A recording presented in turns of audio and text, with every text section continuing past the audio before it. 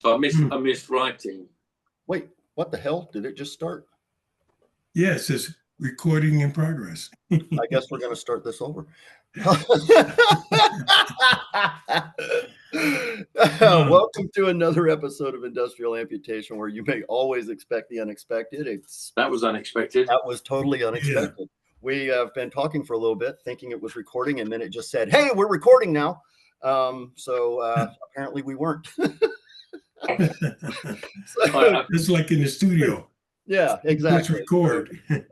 So anyway, today Levi's joining me to welcome his very good friend, the beat behind some powerhouse bands you may have heard of: Pulse, Pigface, The Mighty Test Department.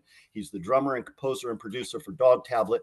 It is with love in our hearts that we introduce and welcome Mr. Martin King. Welcome, Martin. Thank you so much. Levi want to. Oh, and Joey is taking a break today. He's not feeling very well, so he will be back next week. And he is very sorry that he's going to be missing you, Martin.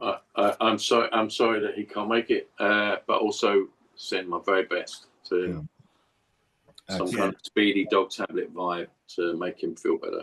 Right on. Thank you so much. Levi, do you guys want to go through?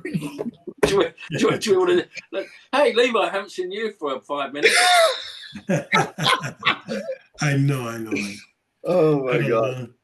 It's just really good to see you, man. It really is. Obviously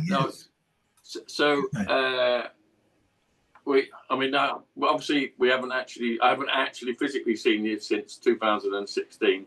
The House of Blues 25-year Pigface. 25, yeah. Bonanza. But I have been following the story of your battles with your health, and I think we did that. I can't remember the fundraiser. Album. I can't remember what it was called now because I'm now 60. I can only remember what I did this morning. I can't remember what I did last year. Although I can remember lyrics to songs from the 70s. So that's good. Yes, that's right. Good. That's always useful. Yeah. So Martin, I've not been very familiar with Dogtablet, but damn. Going through the catalog yesterday, I typically tend to start at the beginning when I'm introducing myself to a new project or one that I'm not familiar with, and I gotta say, Outlaws and Strays, absolutely didn't want it to end. It's an incredible album. Grabbed me from the moment it opened and just held on. I didn't want it to end. I really didn't. Oh, that's nice. Thank you. So you wanna? Yeah, I mean that was mine and Bob's first. That was the first Dogtablet. We were doing production music for TV. So back in the early 2000s, after Test Department folded for that period, I did some work for a production company, KPM Music Recorded Library. They were one of the biggest. Almost the things. If you think about 60s programs, Danger Man. Now I can't think of any anymore. But all those theme musics, they were all done by KPM's writers back in the 60s.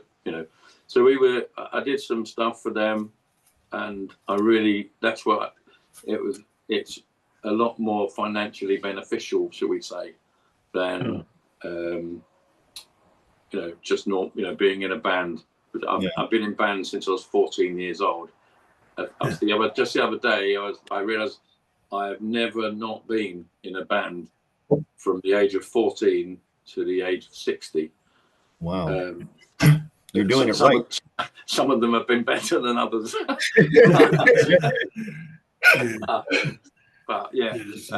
My first band was one of the best bands I've been in. I think I loved it. I can't remember where I was. So we were doing that. Sometime between 2008 and 2012, there was a big change sort of happened in production music. A lot of big TV companies started to get their own little group of composers together.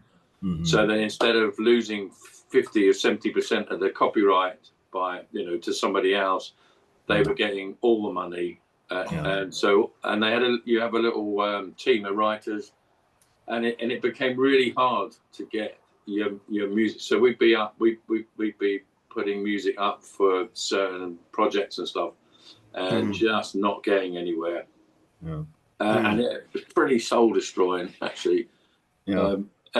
But we had because we had a genre that we liked for what we wanted to do music for, and that was dark crime things, and so we did. We'd already niched ourselves into a tiny little hole. And every now and then someone would go, "Oh, could you do something that sounds a bit like Beyonce?" And I go, "Mate, if I could write a Beyonce hit, I'd have done it by now." So. Like when Ricky Gervais asked David Bowie, "Could you throw in a little Life on Mars?" "Oh, sure, I'll just knock out a Life on Mars." So lots of sound-alike requests. So can you do something that sounds like this, and it's like, actually, that's not really, I'm not interested in that. So anyway, we decided we got all these really nice bits of music. So why don't we just put them out? And then we put that album together and put it out. Because obviously myself and Bob, with his history of the bands he's been in, I don't know if you're familiar with Roberto Suave, Bob Suave. Bob Suave. So he was in back in the 80s. He was in the Associates with Billy Mackenzie. Oh yeah. And then with Caroline Crawley in Shelley and Orphan. And there it goes. That's as far as my brain's going to work. We were both used to being in bands, and it was really nice to have a record out. Even though it was only a digital release, it was still it was nice. And then so we thought, well, we'll do another. We've got quite a big catalogue of stuff, so we started to do another, and at that point I bumped into Jared Luce, who I met on the Pigface tours back in the 90s. And I hadn't seen him for a long time, and I said, "Do you fancy doing some vocals?" And then everything started to shape from there. He did a very good call. He did one track on the next album, but then on the album after that he did 3 or 4 tracks, and just in fact, and obviously he's been going through his own issues for the last 4 or 5 years, but just 3 weeks ago he was sat on this chair here for the first time since 2019. Oh wow. Working on the track for the new album. So that's awesome, man. Wow, that's good. It was brilliant. It was actually brilliant to have someone, have a human being in the room with me while I'm working. No, that's cool. That is a good feeling. I mean, I miss Jared. I like being in a studio, just messing around, but I do like camaraderie in there as well. Yeah. Oh, because I can sit in here writing, and I can come back in an hour later, and you just think, what was I thinking? That is just absolute shite. But if I was doing that and someone else was here, they go, "What are you doing that for? It's shit." It's a little quicker process. It cuts down on the time. But so really nice to have him, and that's when we started to change the way we were working. So we started to write towards more vocal orientated pieces of music, and so sometimes because that can become your music becomes very simplified. Sometimes you're going verse, chorus, go repeat, bridge, so sometimes I like to write as if there are no lyrics, no vocals come in, and then when I've got a tune that I would like to listen to as it is, then send it to someone and say, "Would you like to put some vocals?" And I've had some great people on some of the Dogtablet albums. Yeah. I'm very fortunate for that. Is there a track on this on the Outlaws and Strays album that stands out for you in a particular way? What a bastard question.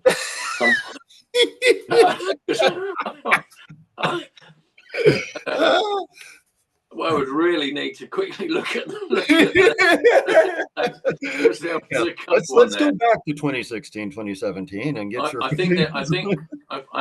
think there's a track on there called Strays, and that is a particular favorite of mine. Yeah. The titular track, it was man, just absolutely incredible. When was the last time you talked to a Mary Biker? When I went to see Pop Will Eat Itself at the 100 Club about 3 or 4 years ago. Oh wow! Oh yeah, is he signing? He's signing. That might have been before COVID. Actually, so maybe 5 years ago. Then can't be 5 years. Yeah, I don't know. Yeah, crazy. So we went. Crazy.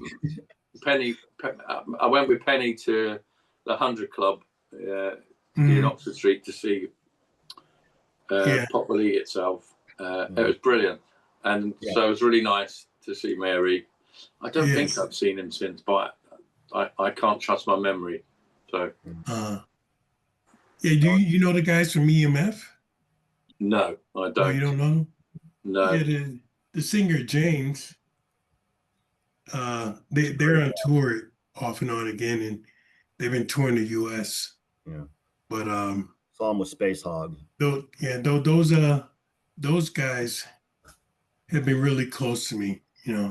Oh, really? Yeah. When we toured with them with Roadkill, we toured with them, and I stayed with James in Camden. Yeah. And I like Camden. Yeah. You'd still like it. It's still good. It's still good. It's nuts. It's really busy. Wow. It's still really busy. It's still really hard you still can't go to a pub and stand in there and have a conversation with people because there are about 1 billion people in the pub all shouting and listening to music. So it's still a very vibey place. Yeah. Although I do understand that a 60-year-old man saying that Camden's quite vibey is a bit so. Oh my God. Yeah.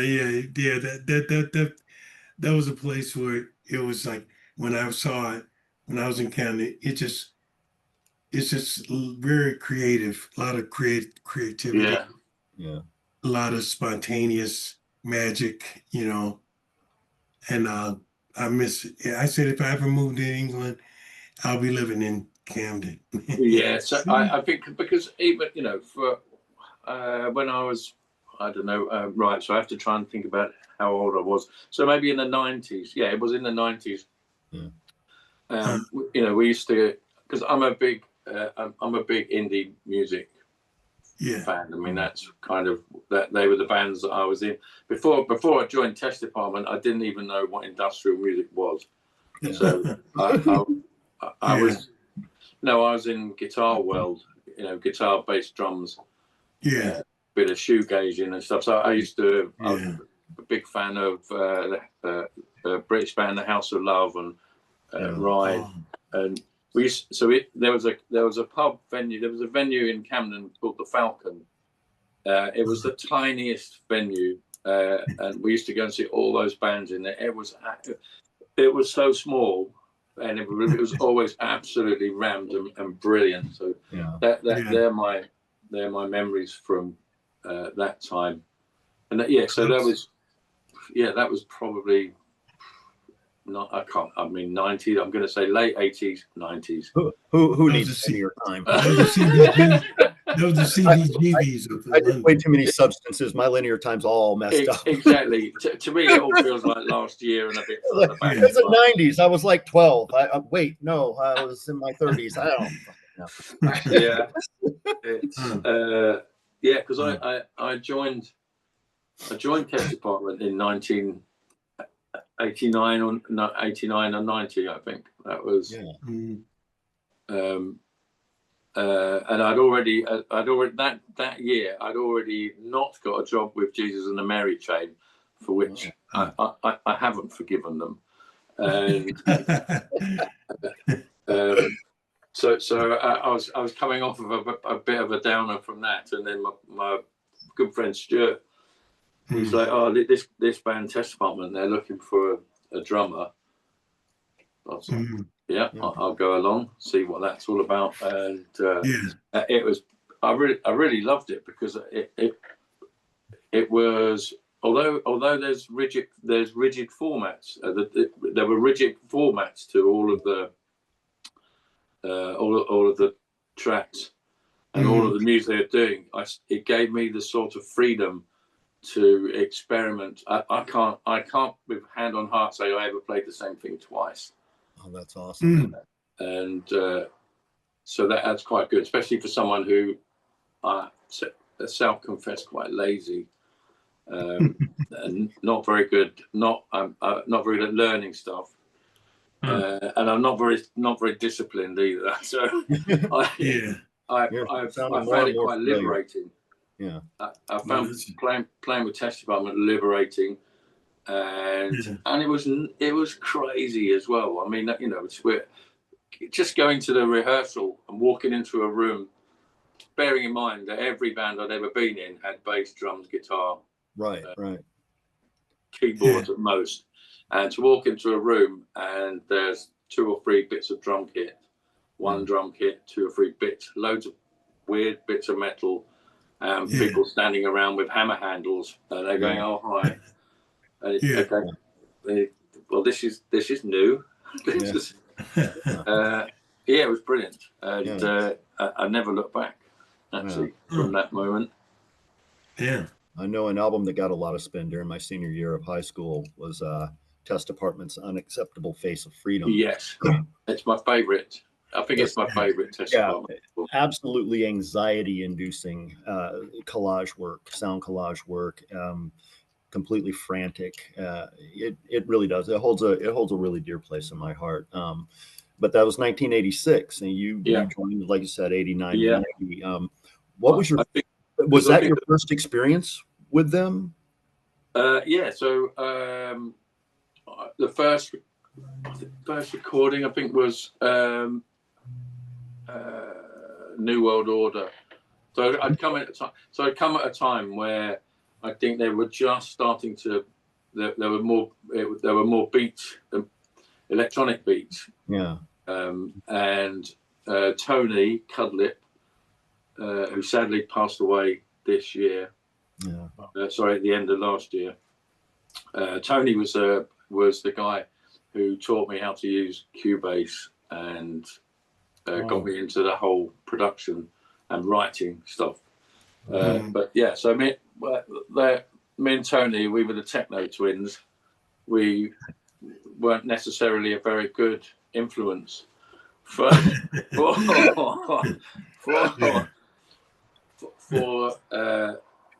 the art side of Test Department, but we were really good at putting beats together. And I love playing to backing tracks. Yeah, just something I was able to do without thinking about it, was keep perfect time. Yeah, to backing tracks. Oh, that's awesome. I have to say, the drum monitors I used to have, both sides, were incredibly loud, and I'm surprised that I can actually hear anything. Yeah. But the opportunities given to you with Test Department were, to get off from the kit and play some of the other bits of percussion. And Paul and Graham, who were the bedrock of Test Department, still today, I think they had an album out last year. Yeah, I can't remember the name of, but that, they were the bedrock and the heart. And yeah, it was just we did a lot of touring, and it's just brilliant. Some fantastic venues.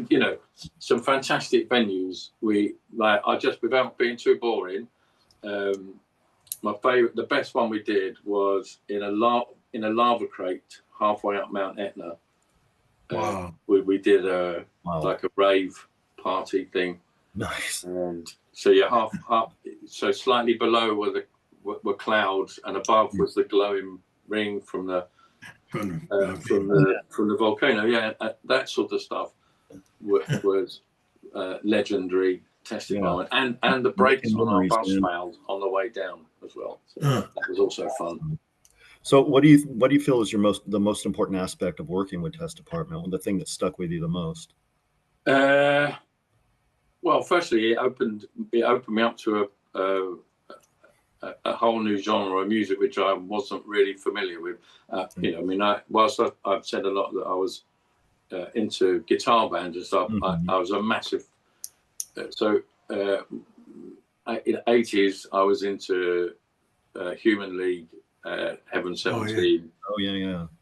You know, that I was into that electronic side. I was also, before that, I was into my reggae and punk, and I think when I was at school, I had pictures of Pete Murphy on my wall. And so, you know, big Goffy Barrowhouse fan. Yeah. But yeah, so Test Bomb was a whole new thing, and really for me going forwards, it was when Martin Atkins signed Test Department to Invisible Records. Whenever that was, mid 90s maybe. And then we got that first American tour. It was and that opened up another thing, and that's how I've met all the people, or some of the people that I'm working with now. Yeah. And you like playing with Martin? Sorry? Oh yeah, but he's too fucking good. That's because I know what my limits are, and he doesn't seem to have any, and it's a little bit annoying, but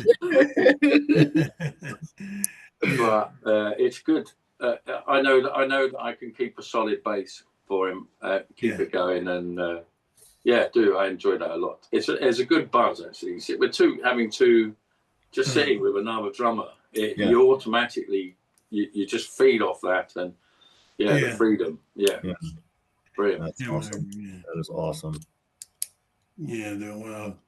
I know we got some questions from fans. Levi, you want to handle that? Yeah. Fans have a question. So Ken from Sounds of Shadows asked what was crossing the border on the birthday. Yeah. With Test Department. Yeah, I was expecting this question. And Thanks, okay, I'll try and do it as quickly as possible. So we were touring. We'd been in Germany. It was winter. We'd stopped because we didn't really have suitable clothes for very cold in Germany. And we bought some stuff from an army surplus place, some big army jackets and stuff. And I was driving as well. So Test Department is a very, we didn't have crew or none of that fancy shit. Yeah. So we would take it in turns. Two or three of us would take it in turns to do the driving. So anyway, we were at the border, which I think with Czech Republic. It was snowing, and it was late at night, and the border guards came over. They took our passports. I was driving. I handed them to them, and then they went off. They came back, and they were like, "Which one of you is Martin King?" And I was like, "Oh, that's me." They went, "Get out." So I got out, and one either side, one behind, one in front. We all walked across to a room somewhere, and they just left me standing in this little room. I was quite nervous because I wasn't quite sure what was going on, and then they called me in to a room full, with loads of them in there, and they go, "You're Martin King?" I went, "Yes," and they went, Happy birthday. Oh, man. Yeah. I was like, Oh, that's great. I was so. I mean, I Like, just. what? No cavity search? Yeah. Yeah. Yeah. Oh That, my that, God. that, that was the most fun I'd had on a border crossing until I did the Canada border crossing with sheep on drugs, which was also a very interesting experience. When was the last time? When did you talk? Have you talked to Lee? No, I haven't, but I've seen his Facebook post, Yeah. so I know that he's back up and running. Yeah. So at some point, our paths will cross. Yeah. I'm definitely going to go and see if he's playing in town. I'll definitely go and see him. Yeah. We interviewed him. Yeah. It was good to see him. Yeah. It's good to see him. Did you do? Was that recently you did that? Yeah. Just what, 4 months ago or so? I think so. Like that, yeah. It was good to see him. If you do go see him, definitely give him a hug from us, man. Yes, I will do. Johnny too. I haven't seen him since that tour. So he's really, really good programmer. Yeah. You know? Yeah, he was good at the time. So yeah. It's really good. I played with him with a Damage Manual. Yeah. You know. Oh, did you? Yeah. Yeah, we did I got to play with them because John Wobble couldn't come to US. Okay. So I filled in, and that's where I met Jordy. Yeah. And, yeah. And after a few rehearsals, he was like, when we finished the song, rehearsing the song, he was like, "You're the man.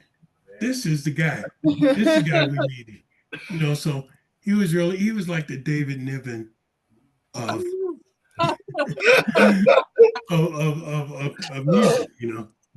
Oh my God, that's awesome. So everywhere we went, whenever we went out, you know, I had fans. They were like, and they had to contain themselves because I was with Jordy, and he was always he was so smooth, so with a big guitar sound.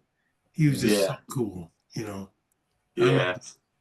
But I mean, talking of smooth people, that first tour when me and Gus came out and did that first Pigface tour, and we met you. You were like the smoothest of all the operators. That sounds like you had a charisma that made me go. I wasn't sure. I'm like, I need to step back for this guy from it because I think he's going to look at us and go, "Who the fuck are you? Who the fuck are you two?" Like, what do you do? Like, I play drums, and the other one goes, "Oh, I play cello." You're like, "What the fuck?" You know. So,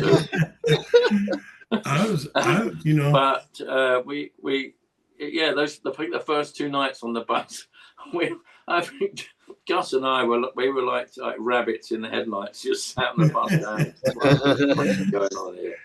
This is let me tell you, we soon caught up." So. Yeah. Oh, thank you. Awesome. That was cool. You were always very, very cool. Thank you. But on stage and off stage as well. I mean, some people don't have that both thing, but you had it going all the time. So all the time.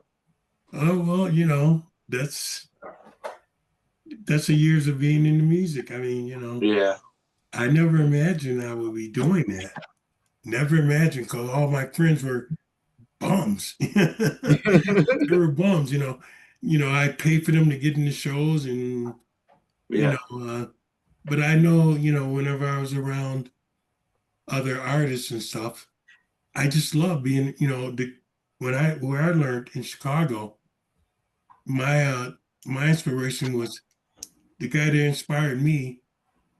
Always told me to always don't be scared of another artist. Always embrace them. Always understand them, and keep your wits about me. That was an experience for me. because I never imagined that I would be even playing. I didn't start playing until I was, 24. No way. Yeah, yeah, I didn't start playing. Everybody I knew played guitars and played, in bands. And whenever we would go to the park and, like Dazed and Confused, and Yeah. we were like that. And the friends of mine that played, that we were hanging out in the park would play music. And if they played something that I didn't think was right, I go, that's not how that song goes. You're not playing it right, man. And so, that's how I picked up, and it was always so many guitar players. Yeah. Like, But the world's full of guitarists. yeah, I know. They're like flies I know. in the summertime. Yeah. Oh, So, yeah. my friend the guy that inspired me, he said, how many bass players was it? And I go, there's only one. And there was only one there. So he says, well, you're playing bass. So, I started playing bass. He got me a bass guitar and an upright. And I An learned by upright. ear. You played an upright. Yeah. Holy shit! I didn't know I that. didn't know that. Yeah. And I knew you was a smart one when I first I knew it. I knew That's you was a smart impressive one. as hell, man. Yeah. I learned how to play an upright, and it didn't have a see you case. playing an upright. I didn't have a case. Yeah. So my dog, when I came home one day after getting it all dialed up, my dog was glad to see me, and it slid and fell, and it broke the neck. And Oh no, yeah. no. So that was my stint with the upright. But I always wanted, I like, I know I like to play. If I get something in my proximity, I'm gonna learn it. Yeah. As of now, I'm just learning how to edit, myself. And editing, man, in Chicago, I would just go, Martin, I would just go to anybody, most of my musician friends, and some of them knew how to edit. And so they would do it, I get an idea, I see the wave, I see the files, and I know when to go in. I've been around it enough. Yeah. And with Thrill Kill, I just, would put together, sometimes I could put together a song just from samples, and, and then, I go, wow, this is great. You only keep a sample for so many seconds or something like that. Yeah. And loop. So now I'm learning how to, my fiance, she inherited a Apple laptop. So, Yeah.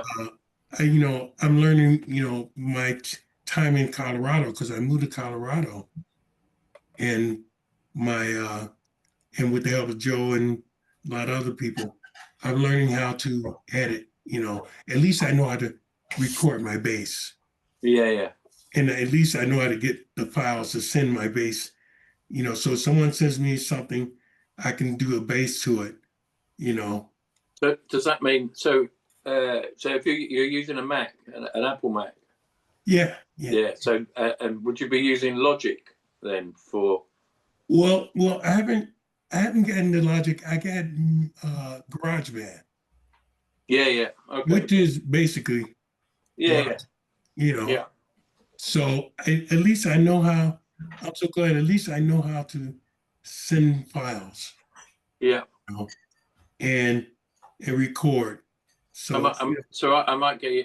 Maybe I'll ask you to do some bass for me, because normally I would ask Bob, but Bob's not able to do that for me at the moment. So I might send something your way that you can do whatever you want and send it back to me. Yeah, no problem. Awesome. I can still move. I know I had this stroke. I was able to move my paws, at least, and and Joe sent me some spoken word, and I sent some bass, and it went through good and Yeah. stuff.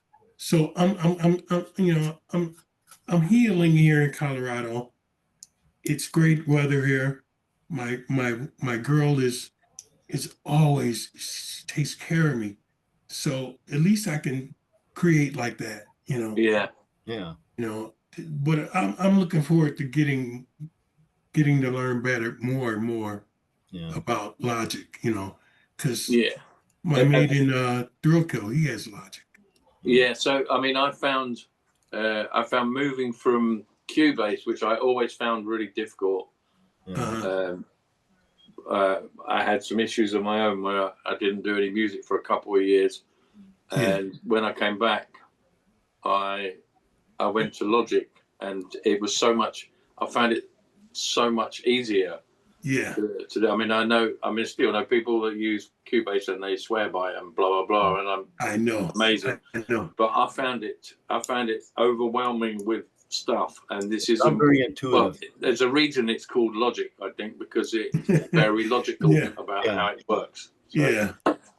So, So it is more easier to use. I know because Ableton is not. No, I've never used that. I don't know. It wasn't intuitive for me. When I first got it, the software. That's why I ended up taking a class, because I was like, I can't even arm a track on this fucking thing. I'm like, oh, that's how you do it. Okay, all right. Yeah. Well, we've got a dog here. Yeah. Yeah, I thought I heard a dog bark earlier. Yeah, I know. We're pet sitting. Yeah. I thought that was another person. Well, my two dogs are downstairs asleep, which is because they're ex-racing greyhounds. That's what they do for 23 hours a day. Yeah. They sleep. Yeah. They go out. I take them out in the morning for about an hour, which they don't really like. And then they come home and they sleep all day. And I know people think they sleep all day. Well, they ran all their energy about half past 10, they go to bed and they sleep all night. Yeah, all their awake time was spent on the racetrack. Yeah, exactly. I mean, that's what Geordie, he was, he's 9 now. He was 4.5 when he retired. He had about 60 odd races, and he won a few of those, but he really suffers now with his back. So he still every now and then he likes to run in the morning. And I try, don't do that, mate. And he goes, no, I'm doing it. He does a circuit of the field, and he comes, he goes, oh, I've done it. And then the following morning, when he gets off the settee, he goes, oh, I wish I hadn't done that. So he's just like we are. Exactly. He is. I mean, we've been rehoming retired ex-racers for retired racers since 2003. Yeah. So we've had quite a few. Sadly, some of them haven't lived as long as they could have done because of cancer and other dog illnesses. But Geordie is, without a shadow of doubt, the laziest of all the greyhounds we've ever had. Even when we went to collect him from the rehoming kennel, while we were filling out the paperwork, normally they're bouncing around going, I'm getting out. I was like, where is he? They went, oh, he's gone back into his kennel. He's having a sleep. So he really has. He's taken to retirement with great gusto. No, I knew I had a friend of mine that had a greyhound, and he was all over the place. And it was a wire fence, which I couldn't understand why this guy had that. It was a wire fence, and he didn't know that it was, a wire there.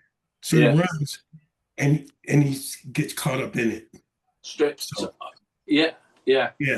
So sorry, go on. No, so I cut so I went at night. I went and cut those wires. I said that's dangerous because I had a Malamute Shepherd, and he did the same thing. Yeah. So I went and cut it, and I told him, "Hey, I cut those, man, because those are dangerous." Yeah, definitely. The dog, and every time they go past his house, they go around it. They go around, they look at me and go, you know, I don't know whether all dogs are like this, but greyhounds, we do the same walk every day, because obviously we're doing the same. We go straight from our house and into the park. But if there's, you know, like three years ago, they saw a cat once or a squirrel once in a thing. Every day they both look at that place when we go past, and mate, he's not going to be there. That was 3 years ago, boys. It's not going to be there. Not going to be there. And they remember. They got good memories, man. Wow. Yeah. Anyways, yeah. So sorry, a simple dog bark has sent me off. That's all right, man. Expect the unexpected, right? Yeah. So what you remember your time with EMI? Yeah, I mean, I worked at EMI for a long time. When I left school, I got we had a thing that was started in the 70s. Yeah. 70s. 80, whatever. How old am I? When was I born? 17. So okay. So 80. Yeah. I got a job. I wasn't allowed to join the local college.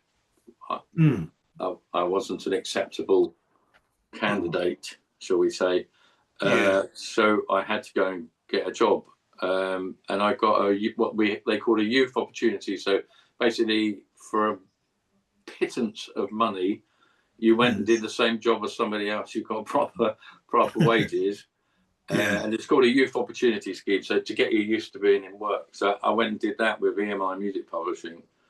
And then I got a job, a full-time proper job, after about a year, I think. And then they made me redundant after a bit.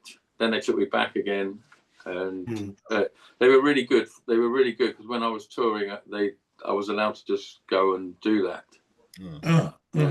And obviously, and they, you know, when I was having my trouble, they were really good, and they looked out for me. So yeah. Wow, that's good. Yeah, that's you know, because you know, I was wondering when about, you know, what was the business like then, you know, for now, you know, So the EMI business. I think it's completely different now. I mean, even you know, the last stint I did there, I think, was in 2012. And it was already completely changing. But I think if fast forward to today, like me, and I think the setup for A&R, you know, a lot of it's done through TikTok, Instagram, you know, and not so much through bands going out on the road, and, you know, or A&R people going to watch bands, and like they did when I was at EMI, and our A&R, one of our A&R guys, Steve Waters, every Friday afternoon, about 4 o'clock, we used to go and have some spliff in his office, and he'd play demos of bands and stuff and he played me this demo. He goes, this band, and it was Jane's Addiction. So we listened to the demo of Nothing Shocking, and I absolutely fell in love with that band from that moment. And he wanted to sign them to EMI, but he wasn't able to. But from that moment, they are my favourite band. I absolutely love that band. And when sometime in the 90s, just as the start of the Test Department thing, the band I was in, we got to tour with Jane's Addiction as support for 3 or 4 shows in the UK. And it was just, we did that on two tours. And I think the second one was, I think Flea was playing bass for them. He was playing it. Just I mean, they were my favourite band, and I'm like, I was like, I get to see them play. I get to stand on the side of the stage and watch, and they were they were all really nice as well. I mean, like properly. Yeah. There was one gig where this is typical of me. I turned up and went, oh fuck, I haven't brought my cymbals. What drummer needs to bring their cymbals to a gig? And when I spoke to Steve Perkins about it, and he was like, oh, just use mine. Take whichever ones you want and use them. That's that is that's good. That's and good. he's one of my favourite drummers as well, apart from Martin. Cool. Of course. Yeah. I'm friends with them on Facebook. Wow, that's awesome. That's fucking awesome. Levi, did you want to get the question from Charlie? Yeah. Oh, Charlie. Yeah. You go ahead. You go ahead. I've been talking. Charlie Chiba Crip says, question from Martin. What was the largest red card you've ever received? Oh, there's no doubt that the largest red card I have. We were touring. We were in Montreal. Jolly Roger was our tour manager, and he gave us all very specific instructions. Don't be wandering off when you need to be back on the tour bus at X time. I know that. So I didn't. I went off when I was having some fun with drinking and stuff, and I lost track of time. When I got back, he was quite angry. That's pretty pissed. Let's say that he was pretty angry, and I was like, oh, I'm really sorry, Jolly, blah blah. It was cool. Got on the bus and off we went. I got out at a truck stop, went for a piss and to get some food. When I came back, the bus had gone. So I all within 6 hours, I'd done the two things that you were never supposed to do. Walk off. So I had to phone Martin Atkins and get someone, and he sent someone out to the truck stop to pick me up to drive me to Toronto, so that I could do the gig. And when I walked in, that Jolly had hung this big red curtain, and he walked in and he just pointed at it and he went, "Red card, Mr. Kieran." Now, I'm guessing that a red card is you only understand if you know about football and soccer football, and because we used to joke a lot about my addiction to football, soccer. So that was the biggest red card I ever had. I never made a mistake like that again. Oh my God, that's fucking awesome. I Martin, last time we went out with Martin, the bus, I went to the truck stop and I walked in, but when I walked out, the bus was gone. And I was like, all I did was go to the bathroom. That's all I did. And I called Martin and said, "Martin, I'm not on the bus."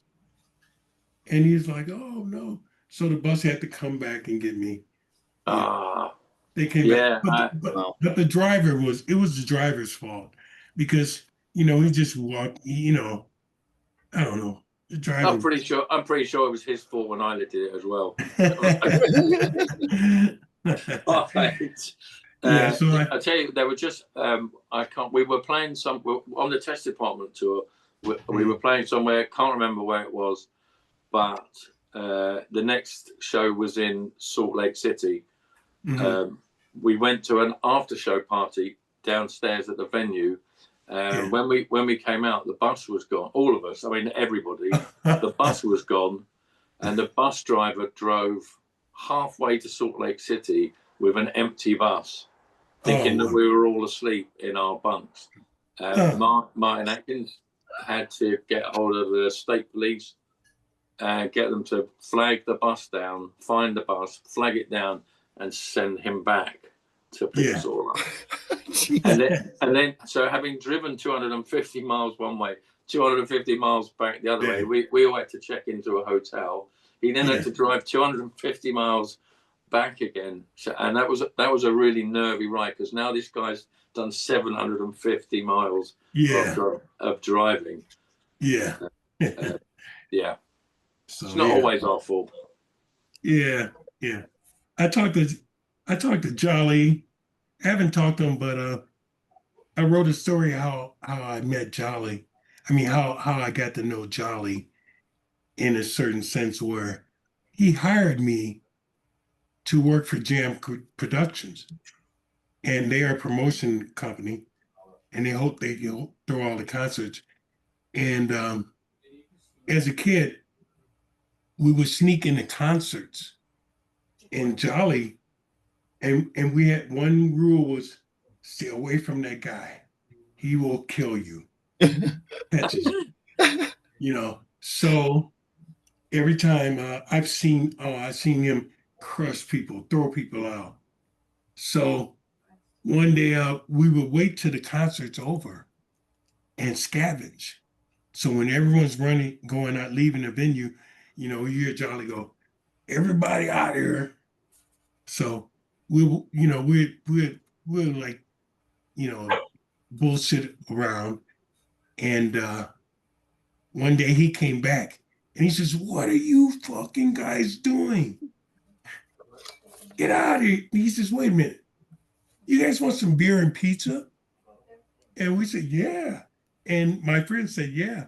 And I'm like, "Man, that's a Jolly guy." So we went, he says, "Follow me." And we followed him. It was at the Aragon. We followed him to a room, and all the security guys were there. And I thought we were done for. And he says, "You know something?" He tells all the security guys, "You guys suck. This gig, you guys really suck. The security was shit. I want to hire these guys." And he says, he points to me and some friends. He says, "You want a job?" I go, I want a job."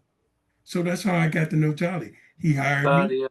Brilliant. Yeah, and I worked, and my first assignment was to watch Thin Lizzy.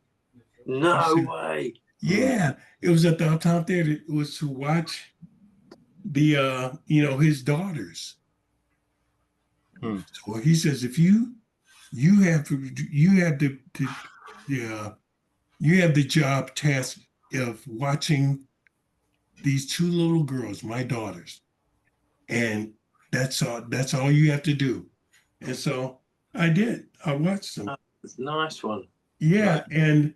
And Phil Lynott was trying to get with his wife at the time, who was a blonde with big boobs. And I told Phil Lynott, I go, which I couldn't believe. I never met an Irishman, especially one that was black. And he said, and I saw this guy, I saw Phil Lynott, and I go, and he kept coming around. You know how when we on tour, you trying to, loiter around. Yeah. You see someone. And I said to Phil Lynott, I go, "Hey, you're looking for their mother." That guy with the wrench, that's his wife. This stage, yeah. So my advice to you is you don't try to get up on that. And so Phil and I asked him, I asked Phil Lynott, what it was like, because they had gotten their tour canceled twice to come to the U.S. because of fighting, and so I said, it's good, about time you guys made it to America, and his Irish was it was just so weird to see a black guy that tall, speaking Irish, and I love Ireland, but man, Joe, I'm telling you, you should have seen the look on Phil Lynott's face when I told him that's the woman you want to talk to, buddy. Oh my God. You know. Oh man. So that was my experience meeting, being around, working for Jam was like meeting, I met a lot of people. I got to see a lot of bands and see how they carry themselves. Yeah. And then when I finally got on the tour, to see Jolly and I'm unloading my stuff and everything. And it was like That's a bit weird. That must have been weird. Yeah, it was. I said, oh, all the guys go, hey, they're clapping. He's a schmuck. He's on that side. And, it just felt weird. And to this day, Oh my God. that really set an example for me. Yeah. And that was good. And if it wasn't for Jolly and all that, I wouldn't have met you.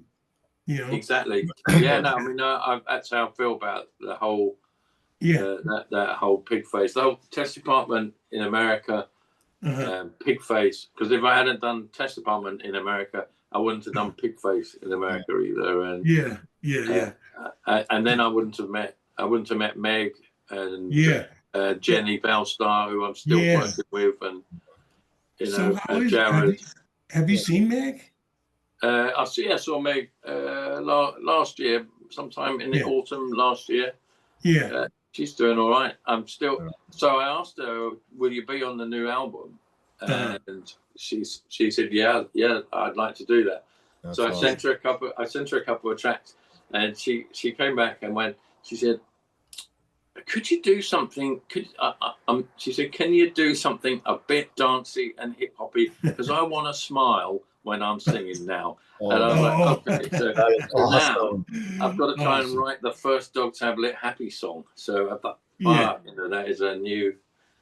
But I will do it though. Yeah, please do. I want to be on it. I love Meg. Yeah. So yeah. How Jen? What about Jen? Jen Bells. Jen was here in my house last year. She recording tracks for I did an EP, the 6 Lives EP, which was 6 tracks with 6 different female vocals, all telling little stories about. It was supposed to be.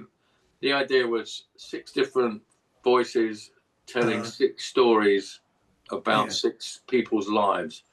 It was just one of those weird ideas. I just thought that would be really nice. So there's sort of trip hoppy type tracks and stuff. And Jen was on that. She came here. The first time. So I recorded with Jen. I used to have a studio in Bermondsey in South London. Which cost us a lot of money and made none whatsoever. Had to get rid of it. But so Jen came there and did something for, I can't remember what that was for. But then I didn't see her for years. And then I said, a couple of albums back, would you do a track? And she came round to my house. I said to her, she said, where are we recording? And I said, in my house. And I was like, even though we're good mates, and I was a little bit nervous about her not recording in a vocal booth and stuff. I'm just like, but she loved it, and I got a great sound for her voice. So she's been back a couple of times since then to do 2 or 3 more tracks. I see it quite a lot, and I had a 60th birthday party. Back in, although my birthday was in December, we had a party in May where some friends, I play with some friends of mine in a band called the Lady Boys, who it's all cover versions, punk and Talking Heads and David Bowie and so I was having a party and Jen, I said, Jen, will you come to a party? She went, yeah, can I do some songs though? So she came with a friend of hers, and they did a couple of acoustic songs. It's absolutely brilliant. Oh, wow. Really good. I remember when Meg and her were on the tour, Pigface tour, and I was saying, I was dressed up. I dressed up, and I had gotten some clothes from free clothes from That was Dr. Martin. The Dr. Martin suit. Yeah. Yeah. I remember that. Yeah. And I looked at them, and they looked at me, and I looked at them, and I said, "You girls look like bums." They look like gangbangers. Like, yeah. And Meg and Jen said, "You look like a wildebeest in a suit." And I was like, so they kept calling me Wildy. Oh my God.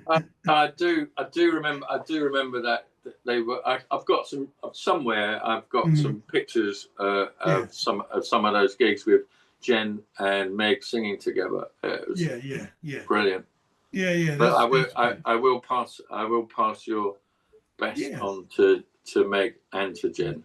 Yeah, I'll send you my email address. I don't know, Yeah.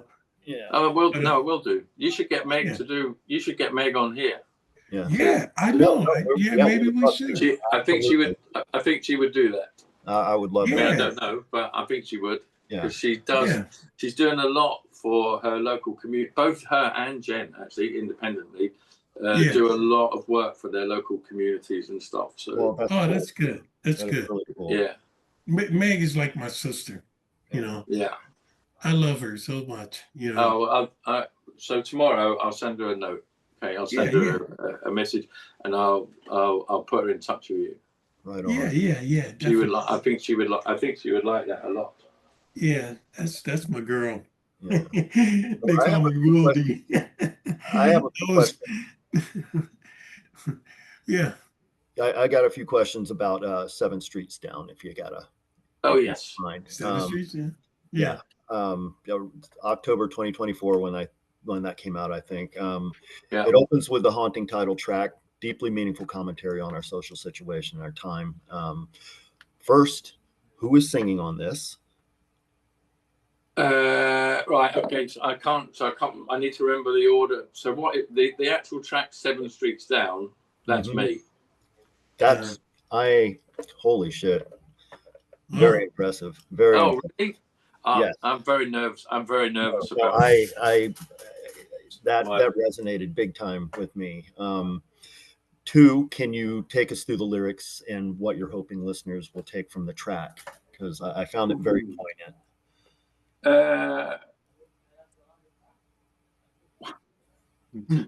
So I can't really go into personal details. Yeah. There was some stuff that just things from your life that you exercising your demons kind of thing. I mean that's kind of it. Because it did start as an exorcism of stuff, but as the song goes on, it becomes more of a social commentary. And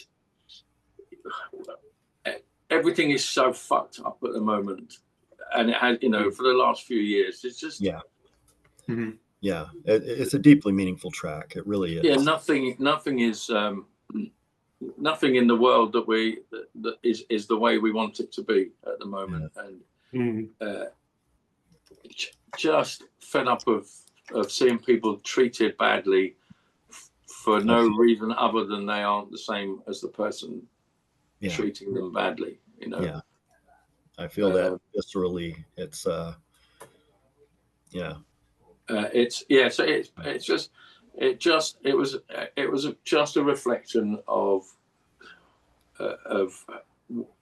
what it's like. So sometimes when you're wandering around London, and I know you have a lot of homeless problems in the States, which obviously your big orange leader is currently coming up with some fantastic ideas. We're going to have it fixed here in any minute.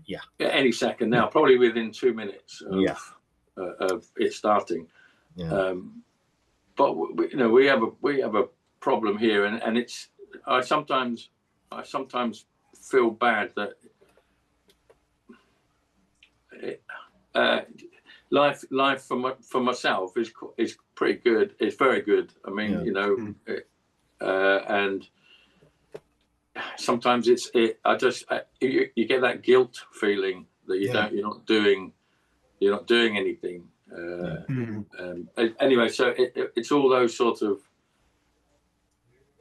things that get in your head. And more and more of the tracks, because I'm not really a lyric writer. It takes me a long time. It takes me so long to write lyrics. And you wrote these though, yeah? Yeah. If I'm singing it, I wrote it, with the exception of one song, which from Showtime, which a friend of mine wrote the lyrics for. Okay. So. No, you can feel the passion in your voice, and that one. It's a very, very cool track. It hit me immediately, and I mean, the thing that gets me about homelessness is, we have so many people that just they have no heart about it, but the fact of the matter is that the large percentage of people that are homeless are either veterans that have come back that are not being taken care of, or foster kids that have aged out of the fucking foster system. It's a brutal fucking thing, and people to not have any compassion about that and just go, sweep them under the fucking rug is just unconscionable. And I felt that with and I think the thing is, particularly here in this country at the moment, you're only one stroke of bad luck away from being on the street yourself. You really are. So you have a great job and you have a very expensive mortgage. Yeah. You lose that job through no fault of your own. There's no other job for you, or if there is, it's not going to pay you the wages. It's all very well saying, well, go and get yourself another job. What if you were, if you were a good earning worker, and suddenly you don't have that, and then suddenly your house is taken away? That's you. And the fucked up thing about that, I mean, we're one bad situation away from homelessness. We are definitely not one good situation away from being a millionaire. We just aren't. No. It's not like, hey, I was able to get through traffic without any red lights today, and I am now rich. It's not like that. It's just not like that. I can't remember at which point in my career I realized I wasn't going to be rich. But it definitely it happened at some point. What it is. But and finally, about that, the music. Can you please? The track is so layered and complex, while at the same time feeling so simple. I'm a huge fan of using strange noises as percussion. This one is chock full of it, and I love it. And I'm wondering, what are some of the more ambient sounds, the clicks and the claps and stuff that you've got going on in this track? I'd love to say that I spent a lot of time researching and found some fantastic sounds. I use Loop Cloud. I don't know if you guys are familiar with Loop Cloud. I use Loop Cloud, and I build loops from bits of loops from Loop Cloud, and I layer them. So there's probably about 5 different, but not regular beat loops, but just weird. Just the weird things. stuff. And then a couple of beat loops in as well. I use so in the UK there's a type of music, drill music, which I guess is sort of kind of rap music. It doesn't have a great press here because some of it's quite violent. Some of the lyrical content is violent, but I love the rhythm. So I use a lot of those and the essence of those. So that's what it is. But I also use some weird stuff just to make weird sounds. I've got a lot. So this a lot right here. My little pocket operator. This is the KO, the pocket operator, which is it's just a little tiny sampler, and I'll like make into it, and then fuck it all up, and then loop that. Well, I've got Stephen Archer gave me. He sent me a big wad of stuff from his sound catalog, which is all machinery noises and stuff. So I use a lot of those. So thanks, Steve. Yeah, thank you very much. Yeah, that's, He's a good guy. he's brilliant, man. He's brilliant. Still using them. Yeah. Yeah. Oh wow. Awesome. However many years ago you sent me those, still using them. Yeah. And it's great because every now and then you forget about them and you go, oh, do you know what? I'm just going to go and grab something from there. Oh, that's fucking awesome. And Yeah. fuck it up. Yeah, Bloomberg is one of my favorite projects. Yeah. So I'm writing and producing and mixing more and more with headphones. Yeah. And I'm finding that I'm starting to write for headphones. So the Dogtablet stuff really. Yeah. No. I figure, there are no toe tappers. There are no upbeat toe tappers on any of the albums. So, no one's listening to them in clubs, on big speakers. But I imagine most people will be listening to them with their earbuds in or with their headphones on. Yeah. So I'm writing more. So you get weird. So there's stuff going on that you don't really. I don't know. Maybe I'm the only person that notices it. But maybe people listen to it and they never hear that shit. Yeah. No.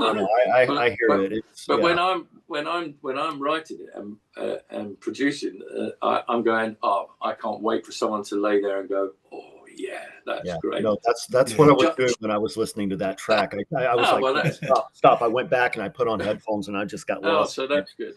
Yeah, I love that. The little very good nuances in music Thank you so much. That does mean an incredible amount, really.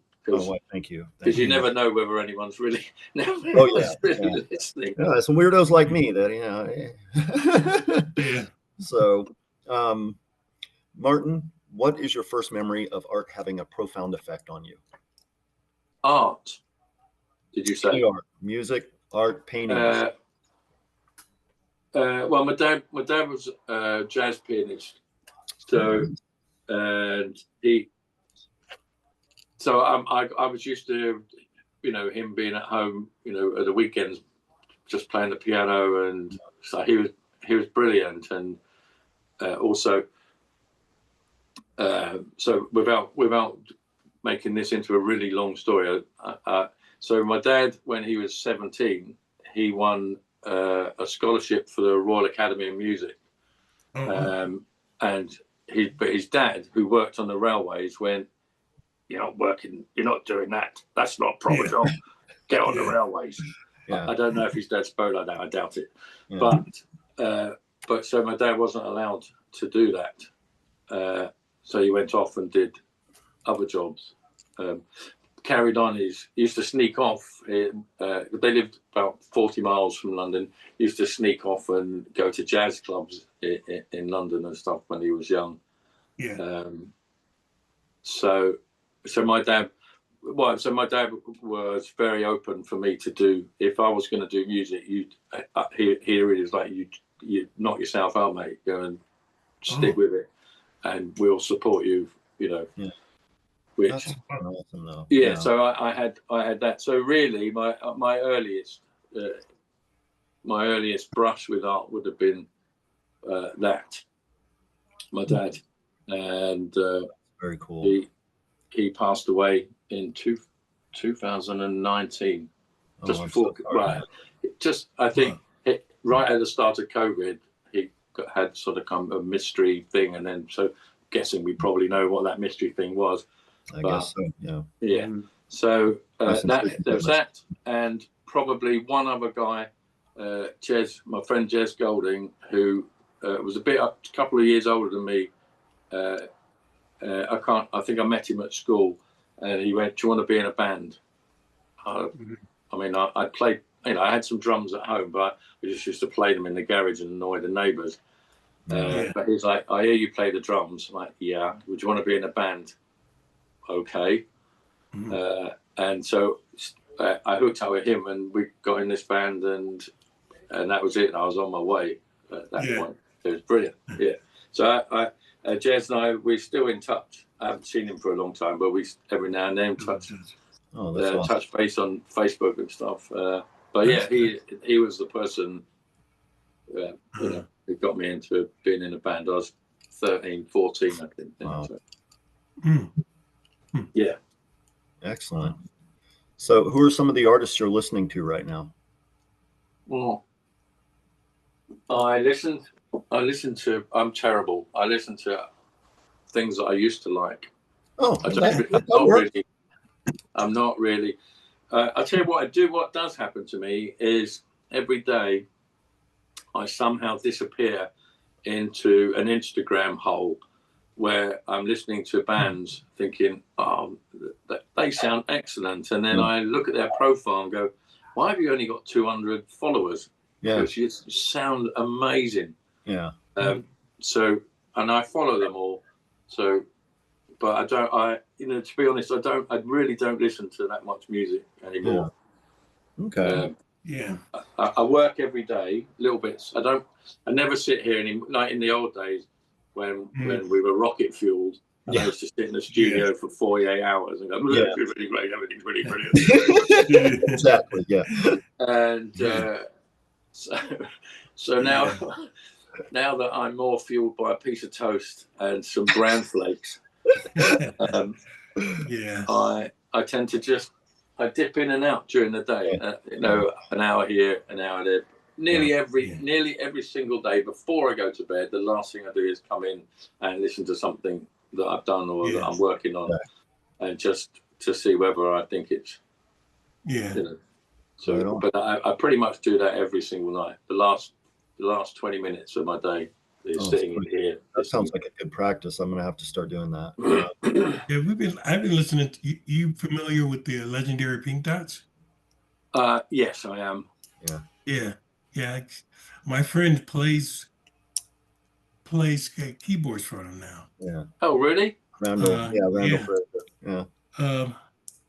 And I'm guessing that means they're touring now then. Yeah. Yeah, those guys how many are there many originals? Edward Caspell is still singing. Now it's Eric Rost and Randall Fraser and and they may have somebody else with them for the tour. I'm not really sure. Right. Randall Fraser is the one I met him through Orbit Service. If you're familiar with Orbit Service, I think you'd really like them.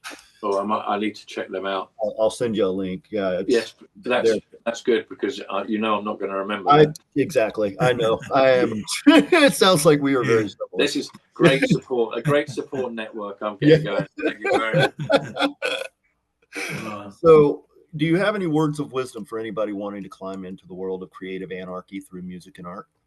I would say.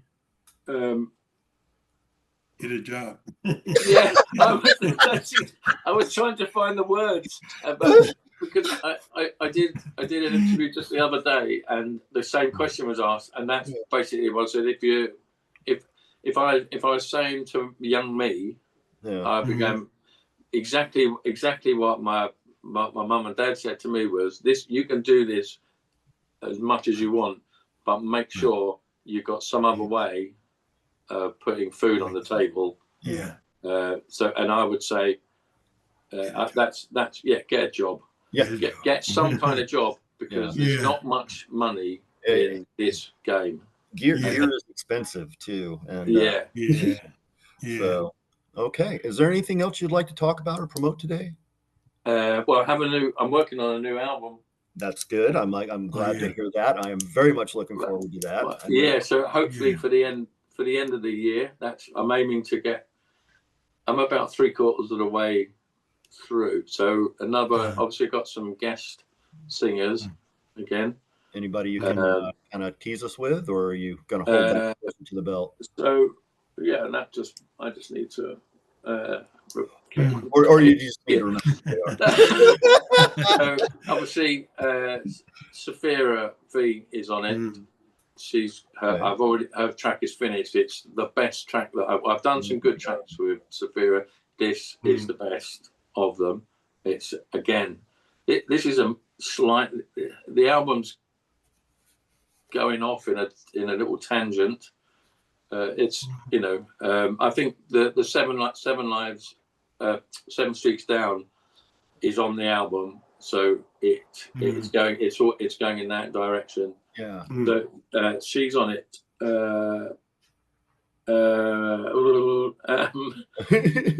Well, Jared should be on it. So because we're halfway through a track, so I'm assuming Jared will be finishing That's awesome. Yeah. finishing that track. Coral Sear is on it. There's Catherine Cat, who's English. She's an English singer. Yeah. She was on one of the. She was on the Double 30 album, so the second Dogtablet one.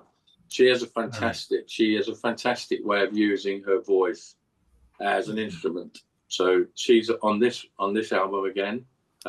So there and Mello. Okay.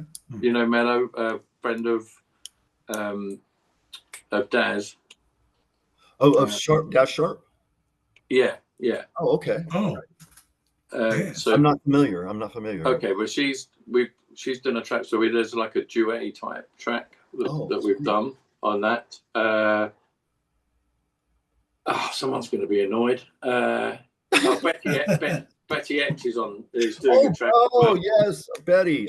We fucking love. So Betty's doing a track, and Yvette Winkler as well. So some new people. Sweet. Awesome. I'm hoping so. There are. I'm waiting for 3 vocal tracks, 4 if you count Jared's, but 3 to come in, and I'm hoping they don't. I did say to them, you've got till mid-September, but please don't all send them on the same day because. I'll be sitting on my ass doing nothing all the way from August to September, and then suddenly there's a week in September where there aren't enough hours in the day.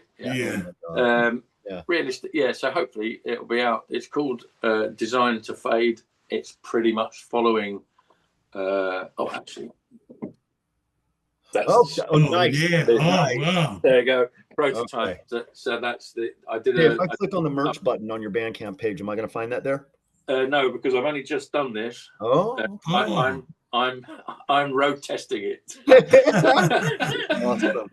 Right. I want one of those shirts. Yeah. So me too. so I'm road testing.